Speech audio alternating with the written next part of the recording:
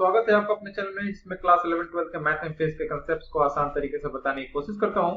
दोस्तों, इस वीडियो में हम लोग लॉज ऑफ वेक्टर एडिशन पढ़ने वाले हैं और हम लोग देखने वाले हैं कि वेक्टर एडिशन नॉर्मल तरीके से नहीं हो सकती है। जो स्केलर एडिशन में या सब्ट्रैक्शन में आप लोग देखते हो करते हो, वैसे हम लोग वेक्टर में अप्लाई नहीं कर सकते हैं। और वो क्यों नहीं कर सकते हैं वो भी चीजें हम लोग देखेंगे, और कैसे कर सकते हैं उन पहलुओं को भी हम लोग देखा जाएगा। और उसके साथ साथ कैसे लॉ बनाए गए हैं और लॉ को अप्लाई कैसे किया जाता है उसको भी मैं इस वीडियो में समझाऊंगा। और समझाने से पहले दोस्तों आपसे एक रिक्वेस्ट, अगर आपने मेरा चैनल सब्सक्राइब कर रखा है तो धन्यवाद, और अगर नहीं किया है तो जरूर करें, अपने फ्रेंड्स में रेफर करें, बेल आइकन को क्लिक करें ताकि आपको मेरे नेक्स्ट वीडियो का नोटिफिकेशन मिल सके। दोस्तों शुरू करते हैं।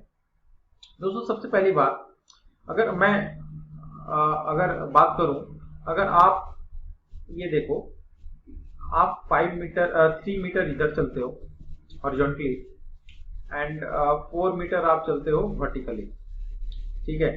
और आपको इनिशियल पॉइंट से फाइनल पॉइंट तक का डिस्प्लेसमेंट पूछा जाए, ए बी सी, है ना। अगर इस तरह से होता है तो आपको मालूम है डिस्प्लेसमेंट किसको बोलते हैं। डिस्प्लेसमेंट किसे बोला जाता है? Displacement is the shortest path between initial and final point. तो this is the shortest path, straight path, तो दिस इज द डिस्प्लेसमेंट। तो ये डिस्प्लेसमेंट क्या 4 3 7 मीटर होगा? ये 90 डिग्री, ये राइट एंगल ट्रायंगल हो गया, ठीक है। तो ऑब्वियसली ये 7 मीटर नहीं होगा, ठीक है, क्योंकि राइट एंगल ट्रायंगल है। तो ऑब्वियसली पाइथागोरस थ्योरम आप लगाओगे तो बाई पाइथागोरस थ्योरम क्या हो जाएगा, AC is equal to 3 square plus 4 square, perpendicular square plus base square, that is equal to 5। तो डिस्प्लेसमेंट आपका 5 होगा। लेकिन अगर आप नॉर्मल तरीके से जोड़ते तो आप चले कितना दोस्तों? तो 3 मीटर प्लस 4 मीटर यानी 7 मीटर आपने टोटल चला है। लेकिन 7 मीटर की जब बात करें, ये टोटल डिस्टेंस चला है आपने। टोटल डिस्टेंस की बात करेंगे तब तो आपने 7 मीटर चला है। और डिस्टेंस क्या था दोस्तों? एक स्केलर क्वांटिटी था। स्केलर क्वांटिटी को तो आप नॉर्मल तरीके से जैसे जोड़ते हो वैसे ही होगा। लेकिन जब वेक्टर क्वांटिटी, क्योंकि डिस्प्लेसमेंट क्या है, वेक्टर क्वांटिटी है, हाँ, तो वेक्टर क्वांटिटी में आपका आंसर कितना आ जाएगा? 5 आना चाहिए, ठीक है, आना चाहिए। लेकिन आपका आंसर कितना आ रहा है? 7। तो ऐसे ऑब्वियसली ये सही तरीका नहीं है अगर हम लोग वेक्टर में बात करेंगे और वेक्टर को ऐड करने जाएंगे। तो एक वेक्टर आपका यहाँ था AB वेक्टर, और एक वेक्टर यहाँ था BC वेक्टर। तो दोनों वेक्टर को ऐड किया जाएगा तो जाके हमको मिलेगा AC वेक्टर, ठीक है। तो ये जोड़कर सटीक आना चाहिए, डायरेक्शन भी हमें मालूम चलना चाहिए, क्योंकि AC एक वेक्टर है, इसका मैग्नीट्यूड भी आएगा एंड डायरेक्शन भी आएगा, ठीक है। तो दोनों निकालना है। तो वो कैसे निकाला जाता है उस चीज को देखने के लिए हम लोगों को लॉज पढ़ने पड़ेंगे, ठीक है। तो एक छोटा सा लॉज पढ़ने से पहले मैं आपको तरीका बताऊं कि आखिर कैसे करना है।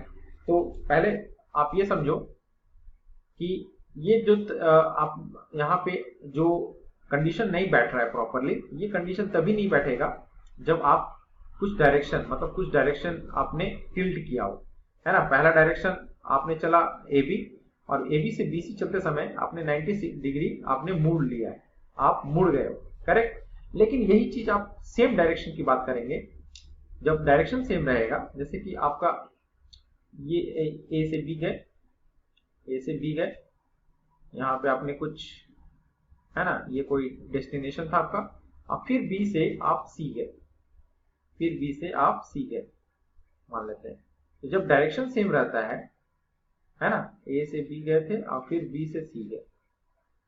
जब डायरेक्शन ये मान लो 3 मीटर था और ये मान लो 4 मीटर था, तो इस केस में जो AC वेक्टर होगा ये obviously AB vector plus BC vector होगा, and that is equal to 7 metre along x axis. अगर इस एक्स एक्सिस मान लेते हैं, इसी मानना पड़ेगा ना, अलोंग एक्स एक्सिस, इस तरह से ही लिखेंगे, ठीक है। यानी कि जब सेम डायरेक्शन में बात होती है तो वहां पे आपको लॉज लगाने की कोई जरूरत नहीं है, लॉज हम लोग सोचेंगे भी नहीं और आप डायरेक्टली कर सकते हैं। इसी तरह से अगर अपोजिट डायरेक्शन रहता, इसी तरह से अगर ये अपोजिट डायरेक्शन रहता, एक इधर, ठीक है, एकदम अपोजिट डायरेक्शन, तो ये मान लो आप 5 मीटर चलते और फिर अपोजिट डायरेक्शन में मान लो इसको 3 मीटर चलते, ठीक है। इसको एक काम करते हैं, इसको यहाँ जोड़ देते हैं, ठीक है,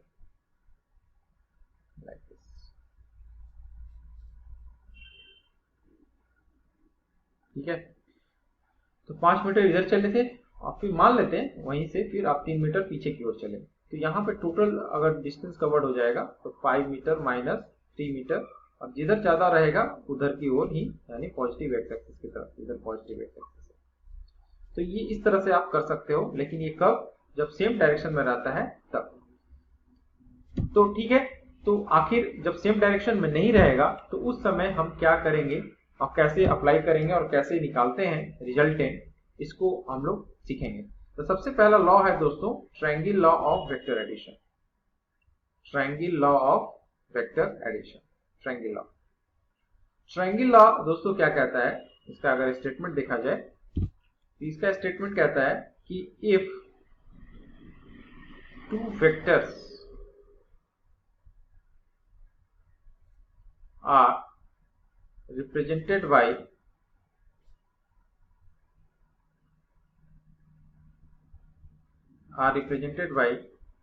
two adjacent sides of a triangle,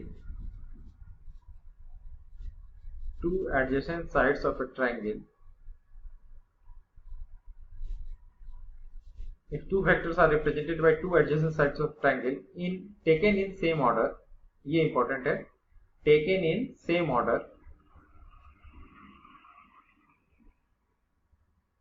then the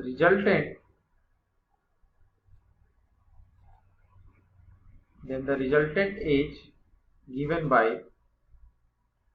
the third side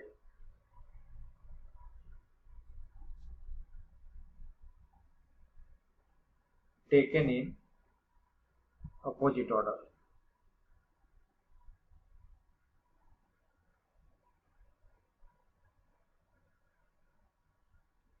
ठीक, अगर दो वेक्टर रिप्रेजेंट किया जाएगा दो एडजेसेंट साइड्स ऑफ ट्रायंगल से, लेकिन यहाँ पे सेम ऑर्डर इंपॉर्टेंट है, टेकन इन सेम ऑर्डर, इसका मैं डायग्राम से समझा रहा हूँ आपको।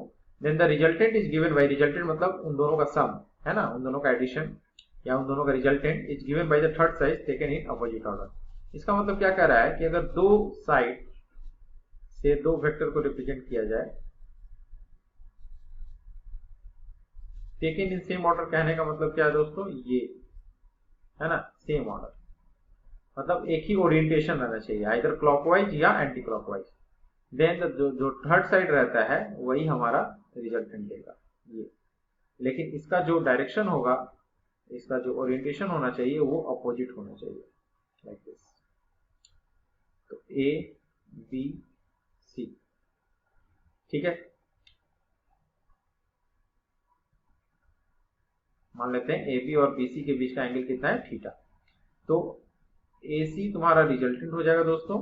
तो A C is equal to आप लिख सकते हो A B vector plus B C vector, like this, ठीक है। तो ये आपका आपका रिजल्टेंट का ट्रायंगल लॉ के हिसाब से आपने रिजल्टेंट निकालना सीखा है। अब मैथमेटिकली इसको कैसे एक्सप्रेस करते हैं, इस चीज को समझने के लिए आपको इसका डेरिवेशन करना पड़ेगा, ठीक है। वो डेरिवेशन हम लोग करते हैं। ये देखें दोस्तों, इसका मान लेते हैं मैग्नीट्यूड ए, इसका मान लेते हैं मैग्नीट्यूड पी, ठीक है, और इसका मैग्नीट्यूड मान लेते हैं कैपिटल आर मानते हैं मैग्नीट्यूड, ठीक है। इसको एंगल मान लेते हैं फाई, ठीक है। इसका डेरिवेशन निकालते हैं कि आखिर वैल्यू वाइज कैसे निकालेंगे, ठीक है। ये तो हुआ, ठीक है, थ्योरी के हिसाब से हम ऐसे कर देंगे, लेकिन वैल्यू कैसे निकाला जाएगा, इस चीज को समझने के लिए चलो हम लोग इसका डेरिवेशन करते हैं। तो इसका देखो दोस्तों, इसमें क्या करना है आपको, तो ये आपको एक परपेंडिकुलर ले लो, यहाँ से परपेंडिकुलर ले लो, ठीक है। यहाँ से परपेंडिकुलर आप ले लोगे, ये 90 डिग्री हो जाएगा, ठीक है। तो अगर ये ए है ना, और ये बी हो जाएगा, बी तो है ही, ठीक है। तो इन ट्रायंगल, इसको एन मान लो, इसको एन, तो in triangle B N C आप सिंपल पाइथागोरस थ्योरम लगाओ, तो नहीं ये लगाते cos theta, yes, cos theta is equal to base by hypotenuse, यानी बी एन अपॉन हाइपोटेन्यूज क्या हो जाएगा, बी, यानी बी एन को हम लोग लिख सकते हैं दोस्तों बी cos थीटा, bn को क्या लिख सकते हैं, b cos थीटा, ये फर्स्ट।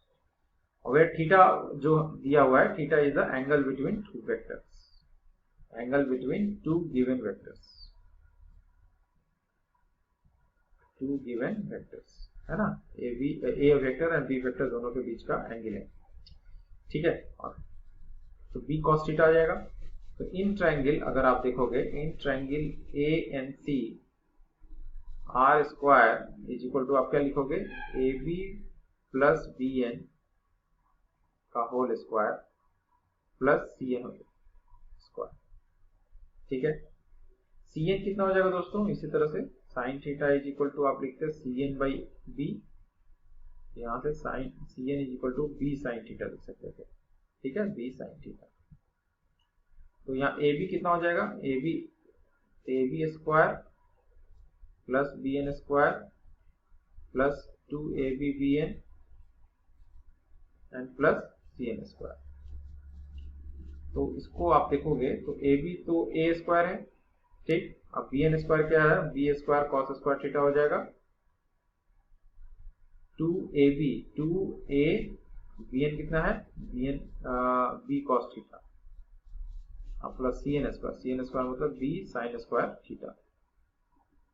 तो B square theta plus B square sine square theta, इन दोनों को एक साथ हम लोग ले आएंगे, तो इससे क्या मिल जाएगा हमें, यहाँ पे R square is equal to A square plus B square plus 2ab cos theta, simple. यहां से हमको आर ही तो चाहिए था दोस्तों, आर ही तो मैग्नीट्यूड है मेरा, है ना, रिजल्टेंट का। तो दैट इज इक्वल टू, ये फॉर्मूला आपका आ जाएगा A square plus B square plus 2ab cos theta, ये आपका फॉर्मूला निकल कर आ जाएगा, ठीक है। इसी तरीके से अगर हम लोग, क्योंकि सिर्फ ये तो मैग्नीट्यूड निकला, अब मैग्नीट्यूड के बाद हमें एंगल भी निकालना है, तो एंगल को हम लोगों ने अल्फा फाई माना है, ठीक है। Let phi is angle between, angle made by resultant मतलब R with A B vector, ठीक है। तो आप देखो tan पाई कितना हो जाएगा, tan pi is equal to लिख सकते हैं C N by A N. C N क्या है, B cos theta, B sine theta sorry, B sine theta, और ए एन क्या हो जाएगा, A B plus B N, यानी B sine theta, A B के जगह ए लिखोगे प्लस बी कॉस थीटा, ठीक है। तो इस तरीके से आप देखोगे तो tan पाई का जो फॉर्मूला आ जाएगा, जो एंगल निकाल कर देता है रिजल्टेंट का, ये आ जाएगा बी साइन थीटा अपॉन ए प्लस बी कॉस थीटा, ठीक है। तो ये आपको फॉर्मूला हो गया एंगल का, ठीक है। तो आपको इसको फॉर्मूला को याद रखने का क्या तरीका है, ये तो याद हो जाएगा, A square plus B square plus 2ab cos theta का स्क्वायर रूट। और इसको ऐसे याद मत रखना कि ए के साथ बी के साथ ऐसे याद मत रखना, इसको याद रखने के लिए क्या करना कि जिसके साथ एंगल बनता है, पाई किसके साथ एंगल बना है, ए के साथ, तो जिसके साथ एंगल बनता है उसको छोड़कर दूसरे साइड को लेना है आपको, और ऊपर में आएगा दूसरा वेक्टर साइन थीटा अपॉन पहला वेक्टर प्लस दूसरा वेक्टर कॉस थीटा। इस तरीके से आप इसमें वैल्यू डालकर आप इसका रिजल्टेंट निकाल सकते हो वेक्टर एडिशन में, ठीक है। तो वेक्टर के केस में आपको दो वेक्टर का रिजल्टेंट निकालना है, तो आपको ट्रायंगल का यूज करना चाहिए, और ट्रायंगल आप मैग्नीट्यूड एंड डायरेक्शन जो निकालते हैं रिजल्टेंट का, वो इस फॉर्मूला के से यूज कर हम बना सकते हैं, ठीक है। नेक्स्ट वीडियो में हम लोग पैरेललोग्राम लॉ पढ़ेंगे, और पैरेललोग्राम लॉ के लिए भी दोस्तों जो मैग्नीट्यूड एंड डायरेक्शन का जो कंसेप्ट है वो यही फॉर्मूले से हम लोग निकालते हैं। तो नेक्स्ट क्लास में हम लोग पैरेललोग्राम लॉ पढ़ेंगे एंड कुछ न्यूमेरिकल्स किया जाएगा, जिससे रिजल्टेंट एंड डायरेक्शन निकालने के हम प्रैक्टिस कर सकते हैं, ठीक है।